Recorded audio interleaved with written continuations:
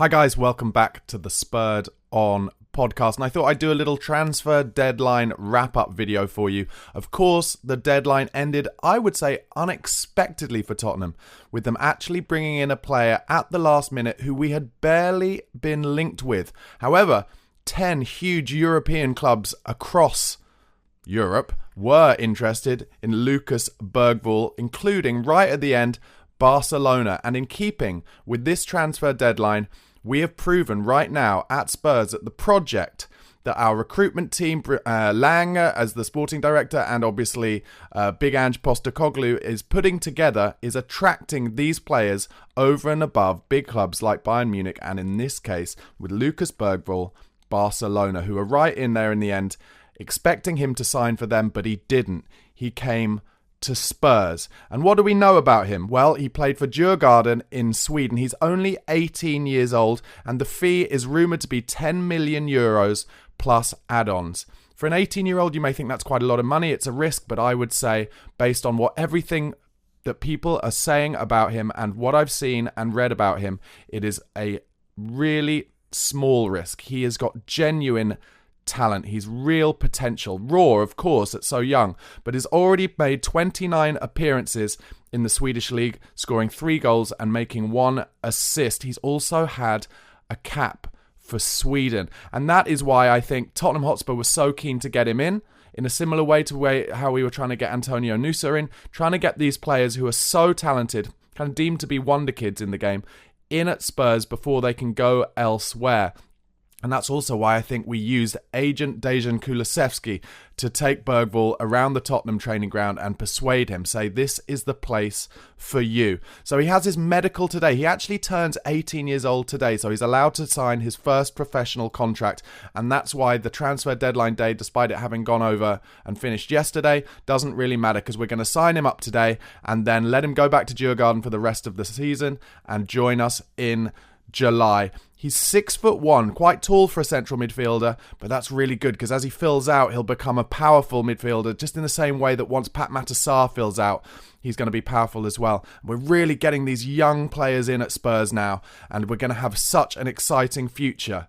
Like, I'm not saying that this season isn't exciting already and it couldn't get even more exciting, but the future with the average age of the squad that we're bringing down, with this recruitment drive that we've got on, trying to, again, like we did, kind of started doing 20 years ago when Daniel Levy first kind of took over, we're trying to buy players who are really raw, excellent potential, young, with potentially sell-on value as well, if they want to make their next step up. If they do so well at Spurs, they're attracting clubs like Real Madrid in the way that Gareth Bale did.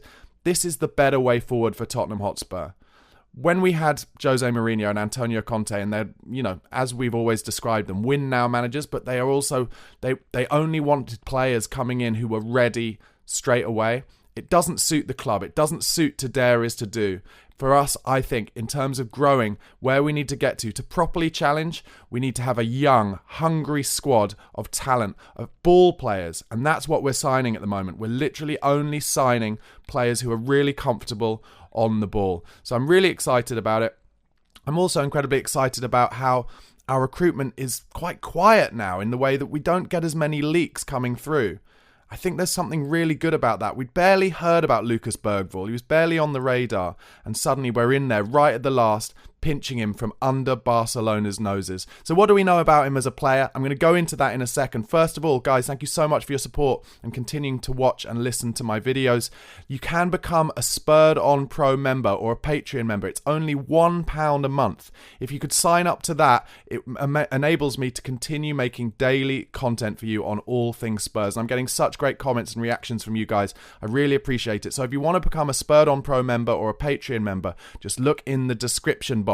Whether you're listening to us on Spotify or Apple Podcasts, just have a look in the description box as to how you can become a Patreon member. And if you're watching on YouTube, just have a look in the box and it'll tell you how to become a Spurred On Pro member. Just £1 a month, and there will be members only perks, live Q&As for members only, and other perks as soon as we've got enough of you to make that happen. Anyway, so what do we know about Lucas Bergvall, the next wonder kid to come into Tottenham Hotspur? Well, he's a playmaker. He glides past players. For a 6'1" central midfielder, it's very rare that they are as nimble as Lucas Bergvall is, loves a 1v1.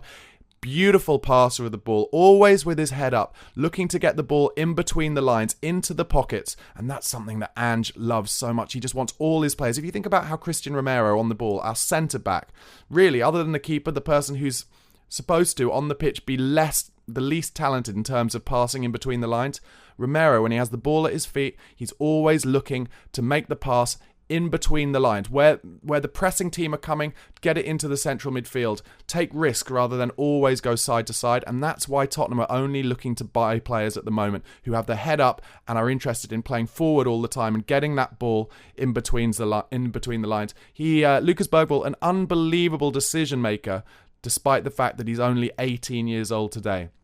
Like I said, always got his head up and just makes the right decision more often than not, which is so rare for such a young player. I'm going to say something now that may be deemed controversial and maybe I'm overhyping the poor kid, but he reminds me of a taller Luka Modric. When I've watched a lot of clips of him, just the way he is very happy and brave to get himself into very tight spaces, especially around the kind of touchline, and then he plays his way out of it and finds a way out of it and beats 2 or 3 men with a pass or by dropping a shoulder.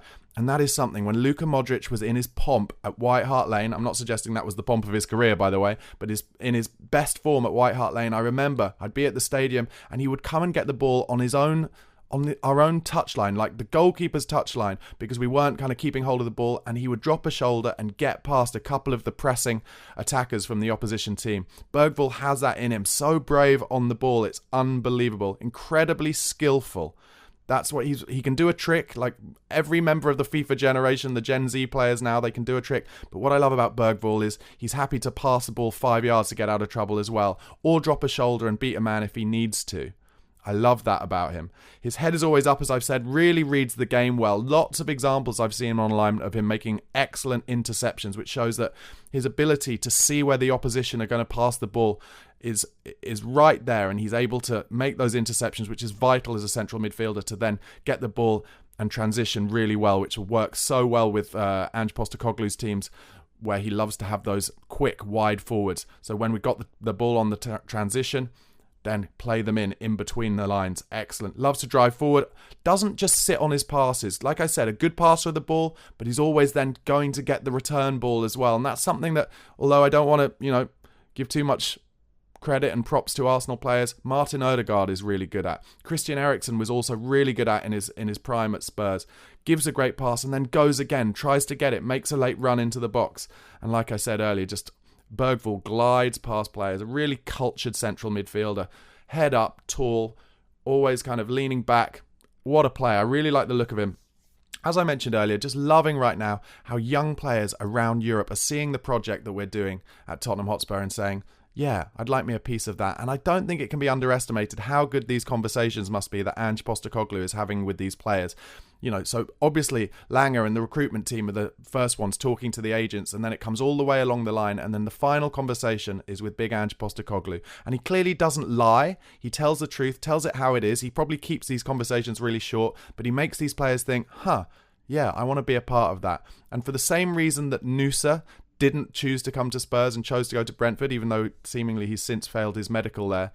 For the same reason that Nusa chose not to come to Spurs because he wasn't promised, game time all the time, Ange will tell the truth, I think, and just say, I think you're a real talent, Bergvall. You come in and you will get game time. You're not guaranteed it. You've got to fight for it, just like every other player.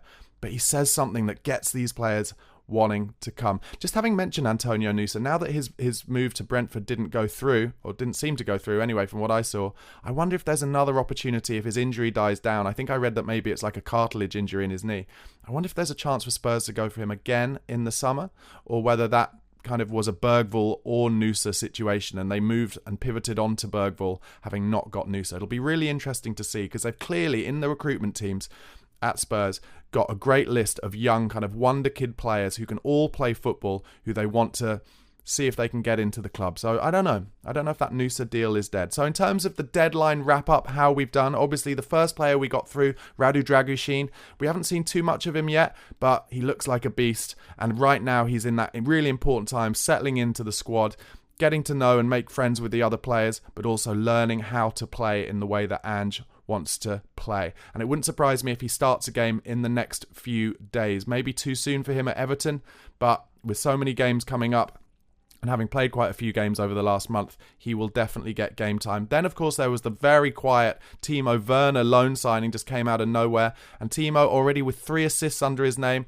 You know, he's an interesting player, Timo. Like, his touch isn't always great, and he doesn't seem overly confident, but he knows how to wait a pass at the right time. So I think that's been a good signing, and it's already proven so with Sonny away at the Asian Cup. And then finally, obviously, Lucas Bergvall coming through the door today. Very exciting to get more of these young, exciting wonder kids through the door at Tottenham Hotspur. And I can't wait for the summer, because we've got all these kind of young, exciting Tottenham players in their early 20s and teenagers coming up at the same time, and I think we can really build an amazing squad to challenge over the next few years. Guys, let me know what you think in the comments. Also, please do press that subscribe button if you're on YouTube, and if you are on YouTube, please go across to Spotify or Apple Podcasts, drop me a follow or subscribe there as well, it really helps, and vice versa. Come on over to YouTube, youtube.com/@BarnabySlater_. But most importantly, come on you Spurs.